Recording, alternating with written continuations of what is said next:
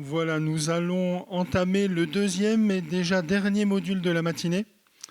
Ça passe très vite et vous verrez, il y a un rythme très rapide tout au long de la journée, si bien on ne la voit pas défiler. Et ce deuxième module est une présentation d'un outil, son développement, son impact sur la réalisation de projets futurs et aussi bien sûr son intégration dans les outils existants, son fonctionnement et la destination à l'usage des communes et les missions pour les entreprises et bureaux d'études. Cet outil que nous allons vous présenter dès à présent vous sera présenté par Myriam Selter, donc, qui est Project Manager à la Climat Agence et qui n'est autre que la checklist pour une construction circulaire. Voilà, Myriam, si vous voulez bien venir nous rejoindre et prendre place. À la suite de Myriam, Patty Koppes va présenter à nouveau un exemple concret, donc c'est la mécanique vraiment de chaque module, et puis nous aurons des questions-réponses aussi avec le public avant de prendre la pause de midi. Voilà, donc réservez vos questions, et Myriam, à vous la parole. Merci.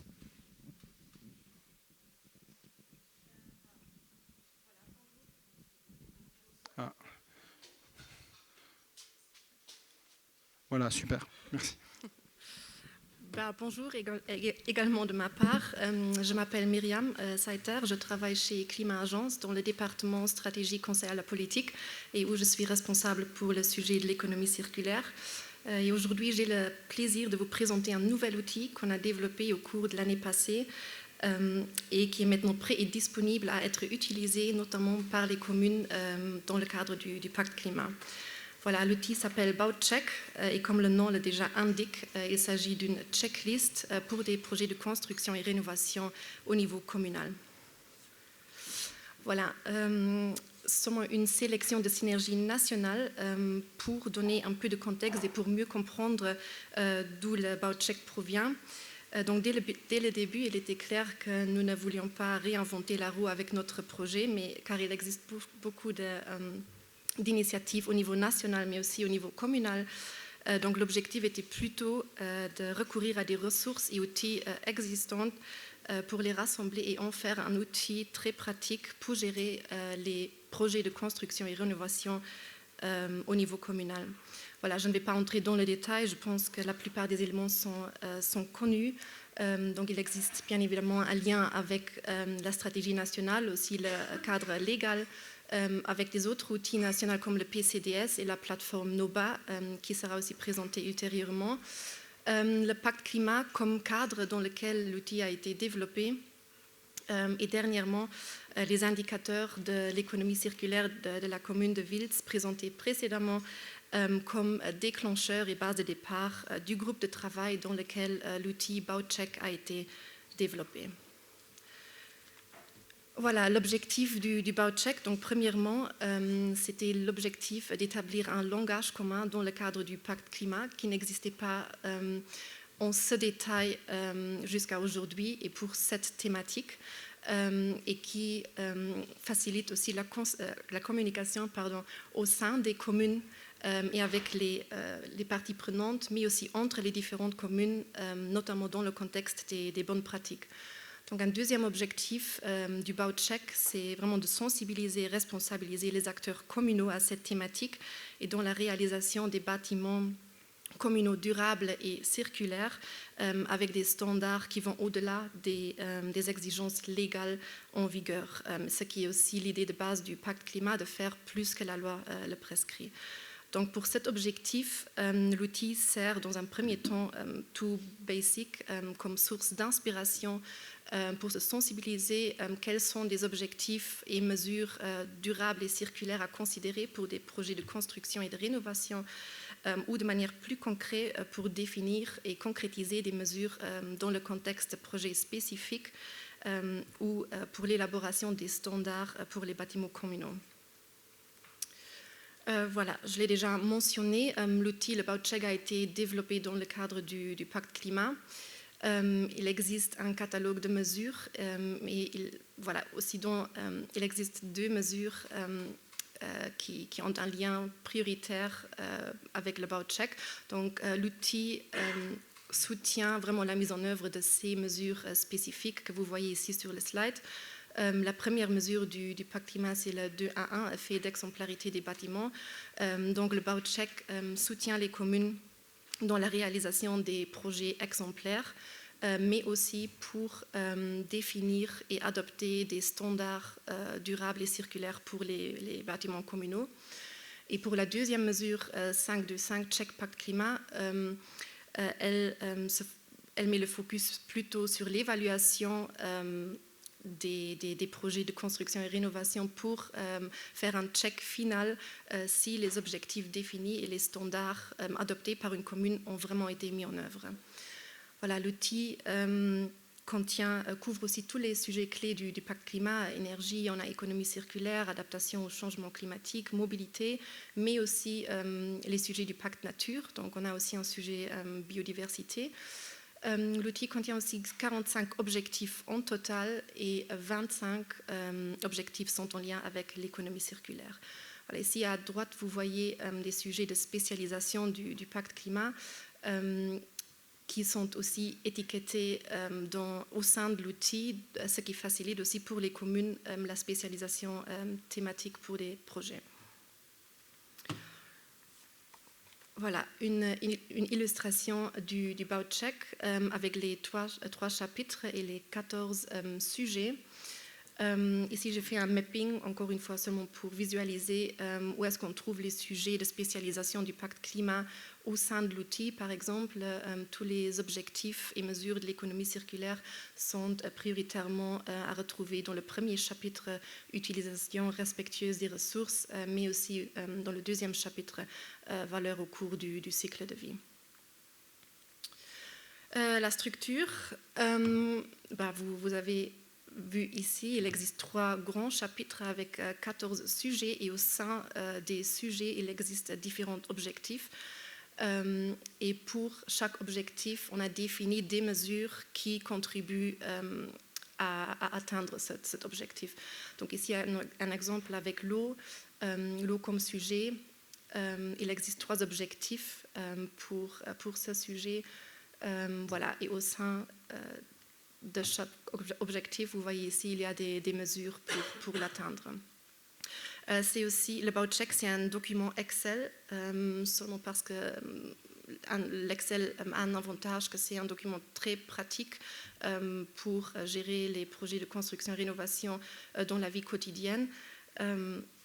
Et l'Excel a aussi d'autres avantages, comme par exemple le filtrage des objectifs ou mesures, mais aussi la génération de visuels pour communiquer les objectifs et aussi la répartition thématique de ces objectifs au sein de la commune, mais aussi avec des parties prenantes.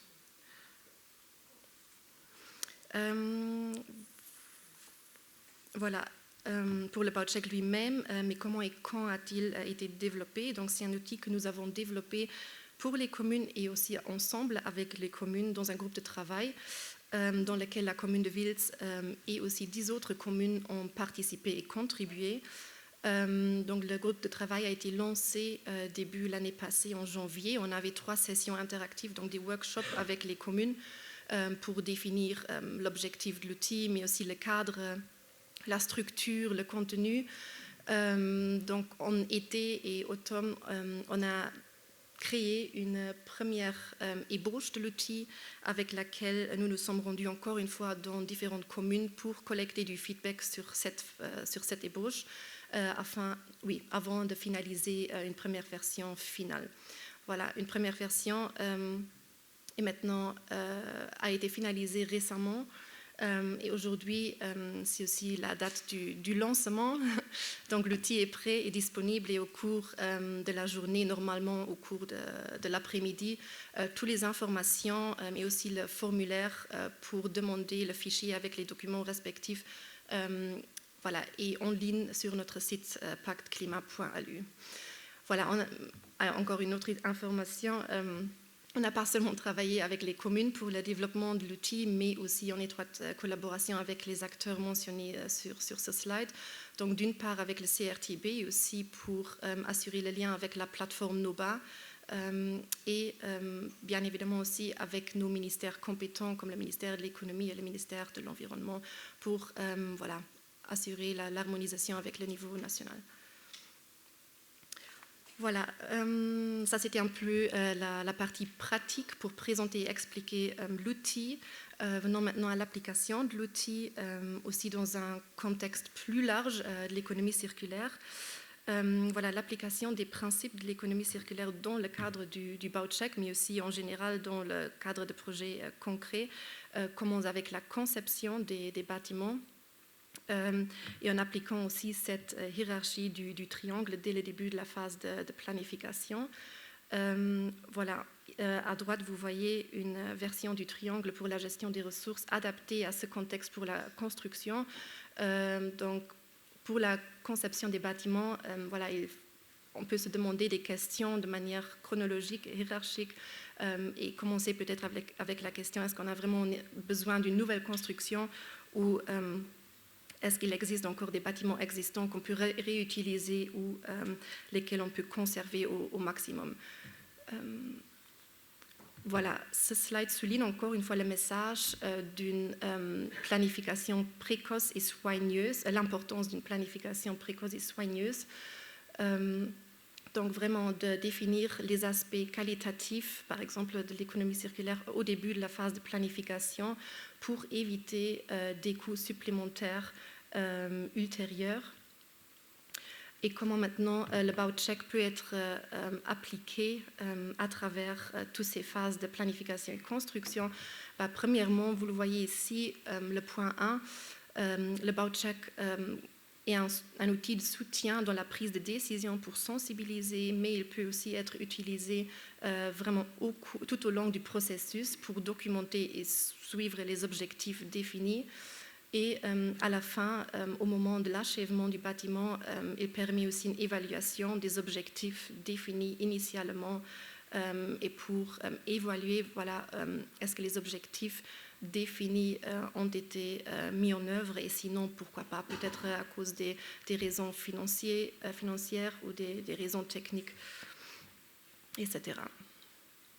Voilà, encore une fois, le lien avec les mesures du pacte climat.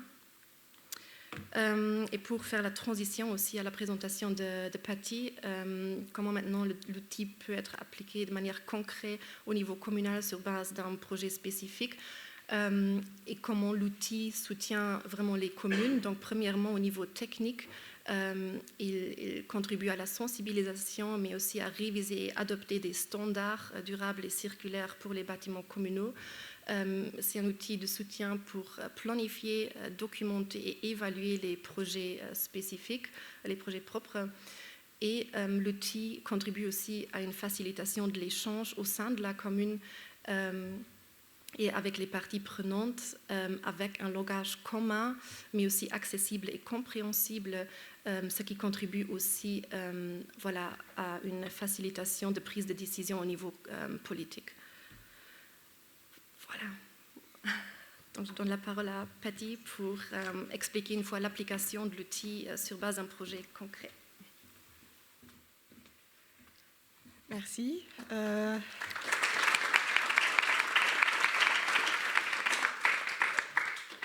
Donc, bonne nouvelle, vous connaissez déjà le projet. C'est encore une fois le campus éducatif et intégré, le Geense Park. Donc, et pour comprendre comment est-ce qu'on pourrait utiliser cet outil du Baucheck, il faut revenir tout en arrière et voir qu'est-ce qui est le point de départ d'un projet. Donc, généralement, comment est-ce que ça se passe si on démarre un projet ? Eh bien, on a un besoin. Par exemple, dans notre cas, il y a tout le site de Woudematterwolde qui se développe, qui va ramener des nouvelles familles. Donc, il y a un besoin de construire des équipements d'éducation, entre autres.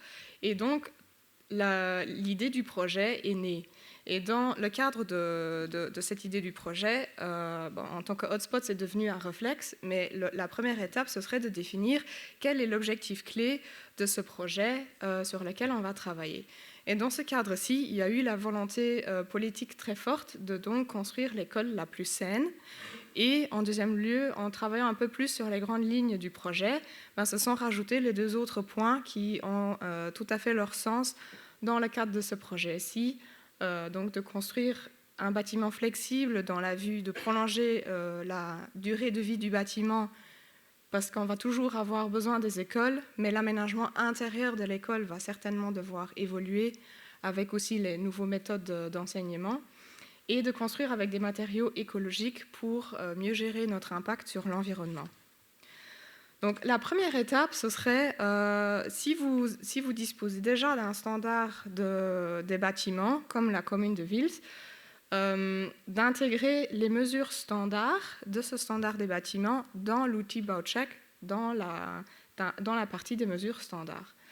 Alors, la commune de Vils, elle a voté en été 2022, effectivement, ce standard des bâtiments, qui est structuré un peu de la même manière que le BauCheck. Donc, on a bien des mesures standards qui sont applicables d'office pour les grands projets de construction, et on a des mesures spécifiques qui sont tout à fait en lien avec l'économie circulaire, mais qui ne sont pas encore développées assez loin pour devenir des mesures standards. Donc ce serait surtout des points pour des projets pilotes pour développer un peu plus loin.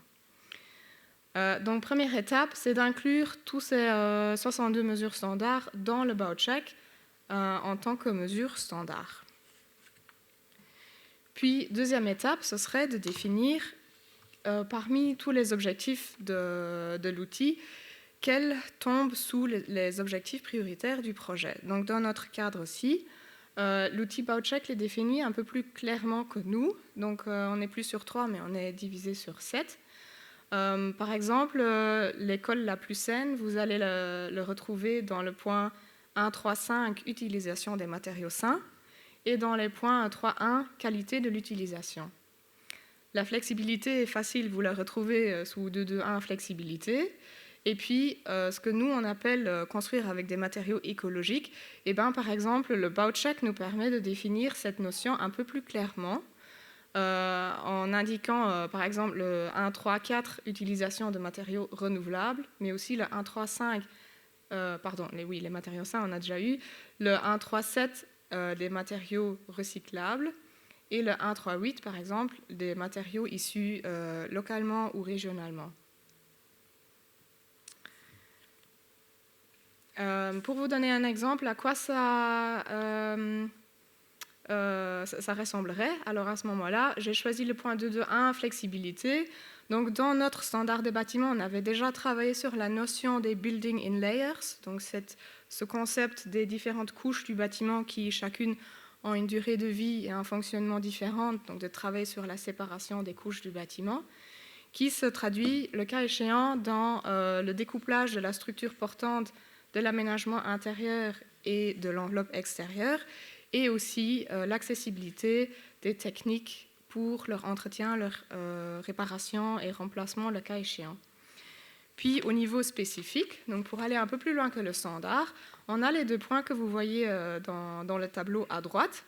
Donc par exemple, vérifier les accès et le regroupement des noyaux techniques du bâtiment pour permettre un aménagement futur plus aisé. Voilà, en remplissant tous les critères, donc toutes les cases du tableau avec, de la même manière que je viens de vous montrer un exemple, on arrive à ce résultat-ci. Donc en gros, en résumé, on a 7 priorités qui sont alors définies en tant qu'objectifs prioritaires pour le projet. On compte au total 113 mesures. Donc, ce n'est pas le même nombre que vous avez vu dans la première présentation, parce que tout simplement, ce n'est pas le même outil. Le BauCheck, il va beaucoup plus loin, il définit mieux, il structure un peu de manière différente. Et donc, parmi ces 113 mesures qu'on a identifiées, sur lesquelles on travaillerait donc dans le cadre de ce projet, il y a un peu plus que la moitié qui sont des mesures standards et un peu moins que la moitié qui sont alors des mesures spécifiques. Et sur le diagramme en forme de cercle en bas, vous voyez que le poids le plus grand des mesures qu'on a mis en place ou sur lesquelles on a envie de travailler, c'est l'utilisation des ressources, tout simplement parce qu'on fait très attention à quels matériaux on choisit, les matériaux sains, les matériaux renouvelables, les matériaux recyclables, etc. Puis l'idée, si on a défini pour la première phase, donc la phase dite programmation ou en allemand Projektentwicklung, si on a défini ce point de référence, alors l'idée c'est de pouvoir, à travers le BauCheck, suivre l'évolution du projet et les différentes phases du projet. Donc la deuxième phase, ce serait dans ce cas-ci APS ou avant-projet sommaire, donc une définition un peu plus claire du projet. Puis la phase d'après, APD ou avant-projet détaillé, donc définition encore plus claire. Et la quatrième phase, la livraison du bâtiment, soit tout ce qui est construction jusqu'à réalisation des travaux. Et ce suivi, il est très, très intéressant parce qu'il nous permet de faire deux choses. La première, c'est de tracer l'évolution des différents objectifs qu'on a définis en première phase de programmation. Donc, par exemple, ici, j'ai repris les informations que vous connaissez déjà, qu'on a définies en phase de programmation. Et si je rajoute maintenant la phase 2, avant projet sommaire, eh bien, vous voyez par exemple que le point 1, qui s'appelait structure portante de l'aménagement intérieur, structure portante découplée de l'aménagement intérieur, eh bien, il devient beaucoup plus précis, tout simplement parce qu'on avance dans le projet. Donc il devient, dans ce cadre-ci, structure portante découplée des aménagements intérieurs. Pour l'école et la maison relais, ça veut dire qu'on travaille avec un système poteau-poutre en béton armé.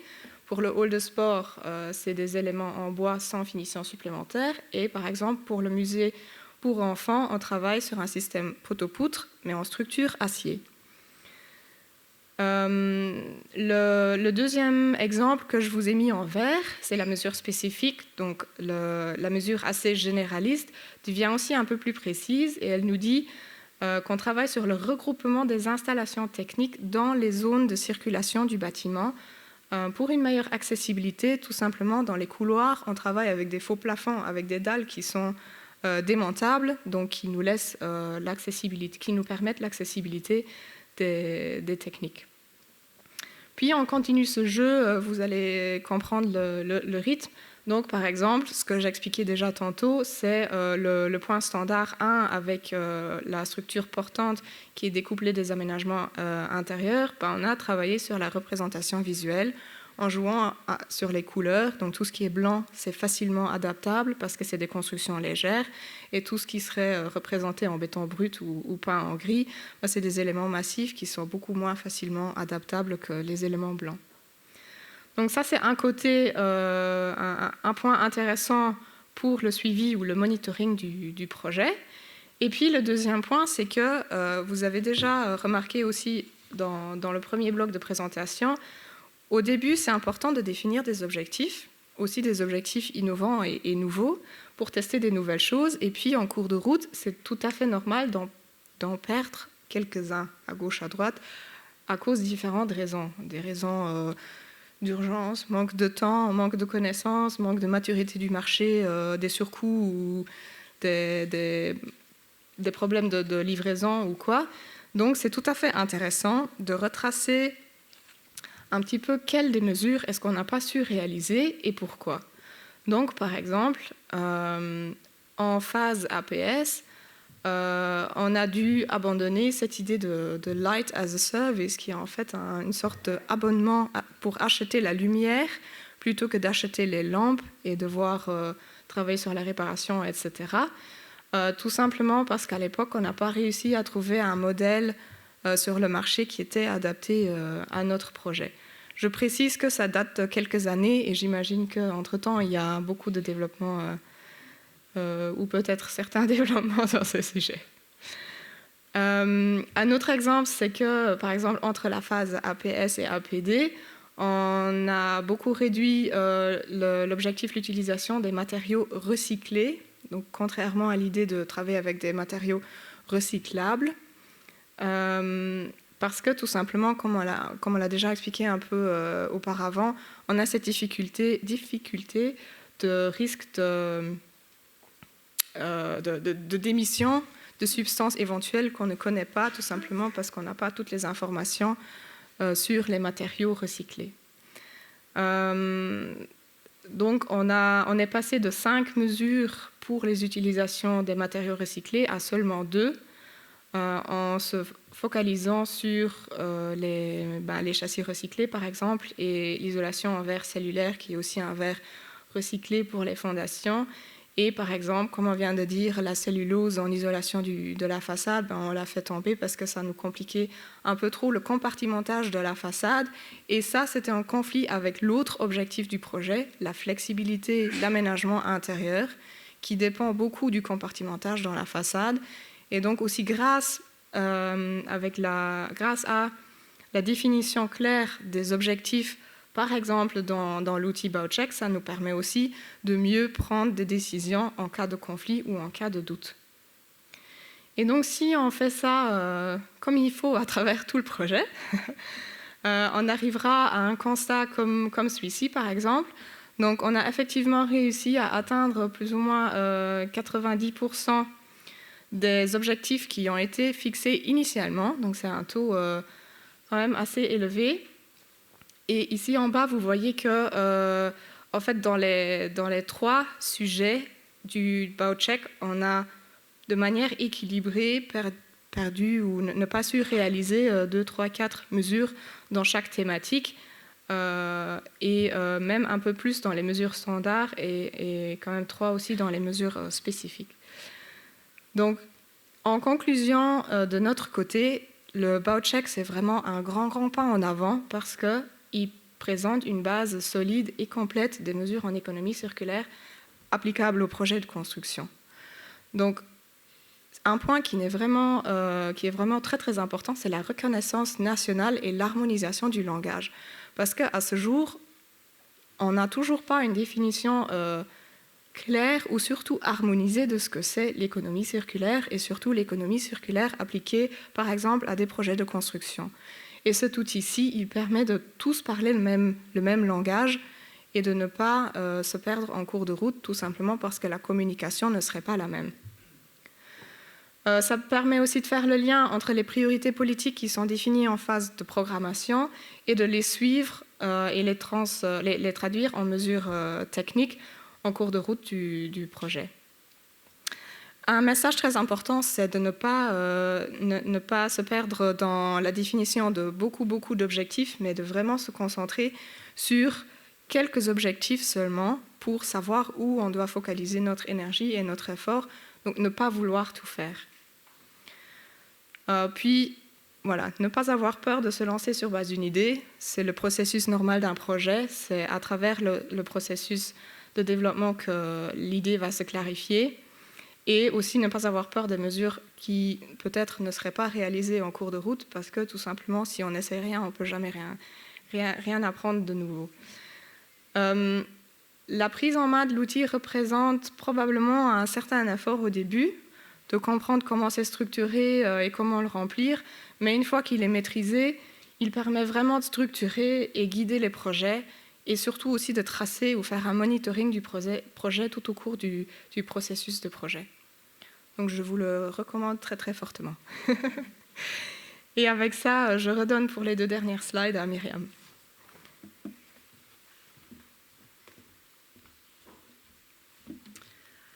Voilà, seulement pour faire le récap de ce qu'on vient d'entendre. Donc le BowCheck, c'est vraiment un outil pratique pour les communes qui soutient l'intégration des aspects qualitatifs tout au long du processus avec un langage commun qui facilite la communication au sein de la commune mais aussi avec les autres parties prenantes. Et 2 messages clés encore de mon côté aussi, c'est comme Patty l'a déjà mentionné, identifier vos priorités thématiques adaptées à votre contexte spécifique pour commencer dès le début de la phase de planification pour vraiment recevoir un résultat optimal. Et deuxièmement, profiter aussi des outils existants parce qu'il existe beaucoup d'outils, de ressources, comme je l'ai dit, au niveau national, au niveau communal et aussi dans le cadre du pacte climat. Voilà, on a développé le BowCheck pour les communes. On a aussi en complément informé et formé nos conseillers spécialisés du pacte climat pour accompagner les communes sur le terrain. Donc n'hésitez aussi pas à les consulter dans le contexte de projets spécifiques. Et voilà aussi profitez des expériences des autres, échangez-vous. Voilà. Les prochaines étapes, voilà, à partir d'aujourd'hui, au cours de la journée, vous trouverez toutes les informations du BowCheck sur notre site pacteclimat.lu avec l'opportunité aussi de demander le fichier avec tous les documents respectifs.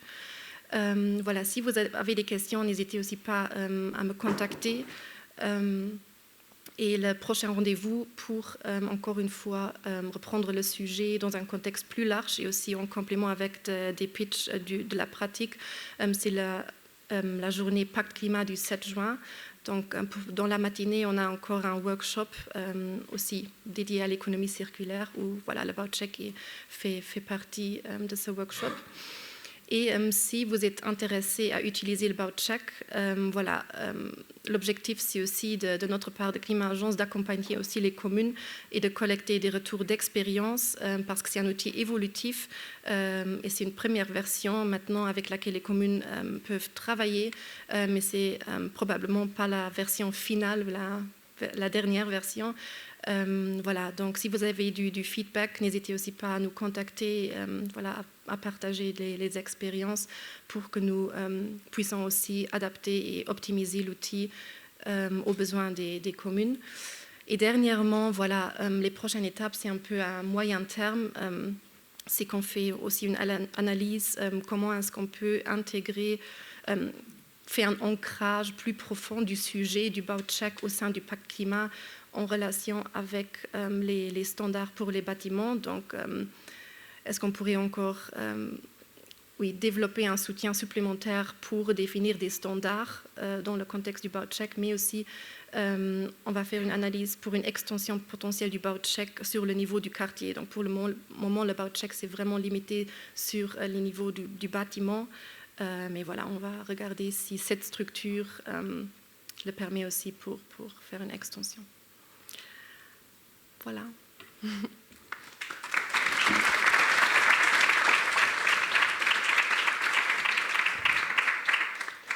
Merci beaucoup, Patty et Myriam. Je vous invite à rester au pupitre.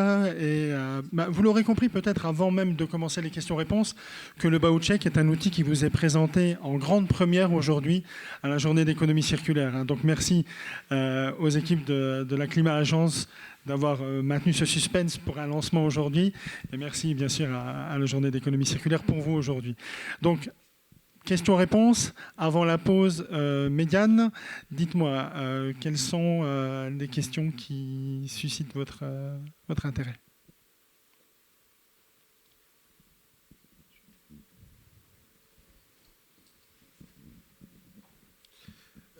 Vous avez parlé de personnes qui étaient formées à l'utilisation de cet outil pour accompagner les communes.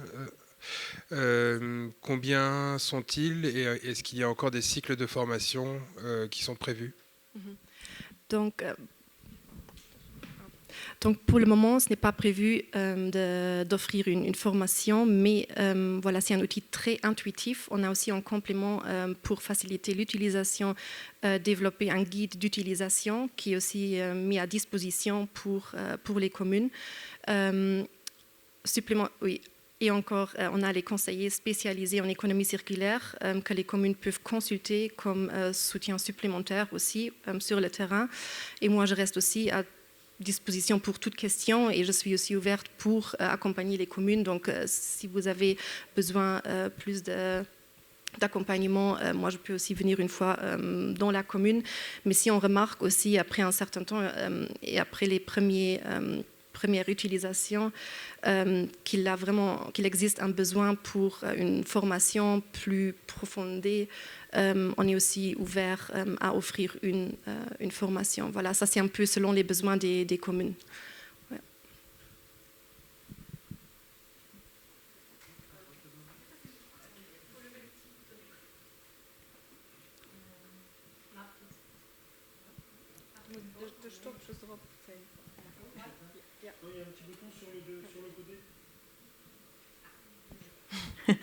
Merci. Martine Bosch de Ecofluent, Société d'impact. Je voulais savoir si vous avez montré les partenaires avec lesquels vous avez développé l'outil. Est-ce que les architectes étaient intégrés aussi, ou l'ordre des architectes, au niveau de la création de l'outil? Est-ce que c'est quelque chose que eux, ça les aiderait aussi de l'utiliser, ou c'est plutôt la commune qui utilise l'outil pour le projet? Merci. Donc, premièrement, c'est un outil qui a été développé dans le cadre du pacte climat. Donc, premièrement, pour les communes, il s'agit pour le moment aussi prioritairement comme un document interne de la commune. Mais bien évidemment, c'est aussi le but d'utiliser cette base pour entrer en échange avec les architectes, les bureaux d'études, etc. Dans le développement de l'outil, on avait aussi travaillé avec un prestataire du secteur, aussi pour garantir le lien. Et on va aussi maintenant communiquer le lancement et aussi le contenu et tout l'outil à l'OAI pour qu'ils soient à jour. On est aussi, si on parle du secteur, on est aussi ouvert au feedback de ce côté. Donc,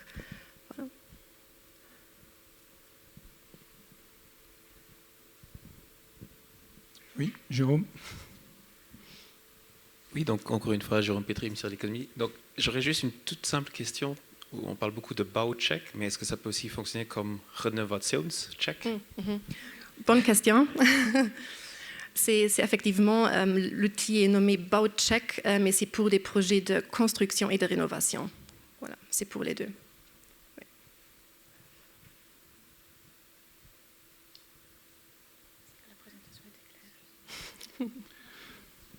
Question, oui.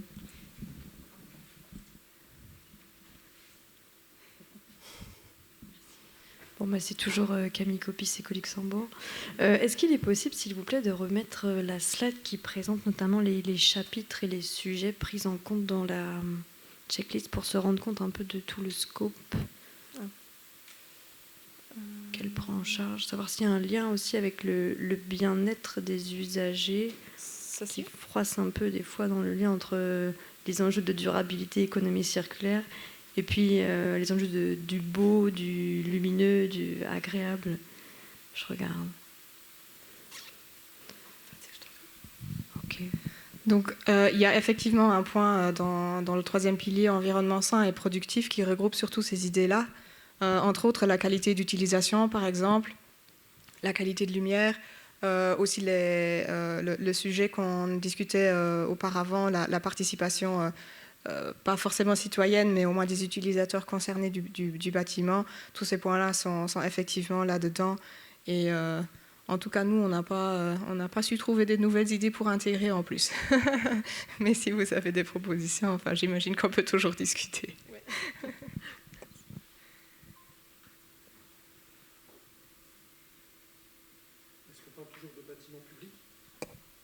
Forcément ou pas? C'était initialement, oui, l'objectif, parce que pacte climat, les communes, mais c'est aussi avec les sujets, ils sont aussi à mettre en œuvre dans des autres projets. Donc ça peut aussi servir comme source d'inspiration pour les autres. Ce n'est pas exclusivement pour les bâtiments publics ou pour les communes, je veux dire.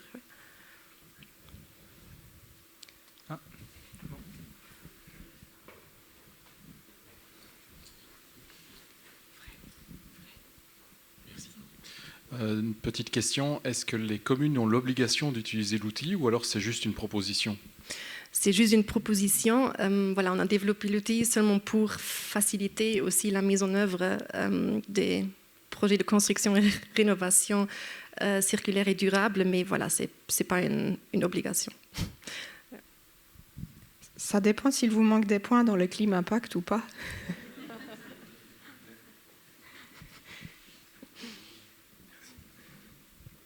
Eh bien, écoutez, je crois qu'à nouveau, on est quasiment à la minute près dans le timing de la journée. On commence tous à avoir un petit peu faim, peut-être, ou un petit peu soif. Donc, c'est l'heure de la pause. On va faire une pause jusqu'à 14h, heure à laquelle on se retrouve ici pour 2 autres modules et 2 grandes annonces en avant-première aussi à nouveau.